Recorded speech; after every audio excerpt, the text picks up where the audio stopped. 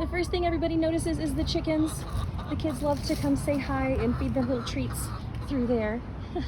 Here's our entrance right here at 3775 Zenobia.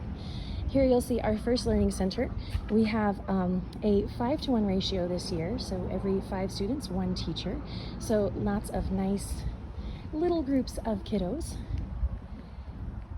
And we have all of our flags from Spanish-speaking countries hanging. We painted the property the same color as Frida Kahlo's house in Mexico City. It's a fun little cultural note. The kids will sign in right here at the table. Well, the adults will sign the kids in, actually, right here at the table. Have a chance to fill up their water bottle with lemonade or water.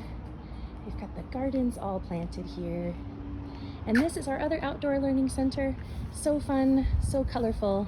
The kids absolutely love learning here. Lots of good shade as well. As we go into the school, you gotta get past Peru first here. You'll see our inside classroom to the right. This is where our indoor learning happens. If it's super hot outside or it's raining, this is a great space. We have a big marker board here. Lots of art supplies for all of the wonderful things that they get to create while they're learning Spanish. Through here, we have a great indoor learning center as well. Bright, colorful, fun. We have another group of 5 that can be in here, and the television we use, hi, you can see me in there. We use that to show short films or different movie talk techniques. And then as we go through here, this is my favorite part, is our hot pink Frida Kahlo bathroom. So we have a bathroom dedicated just for our students. Let me say hi. Hi.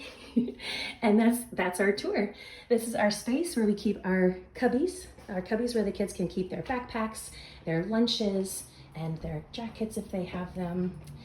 And it's just such a great, seamless, wonderful, beautiful space for kiddos to come and enjoy the outdoors as they're learning Spanish. We hope to see you soon.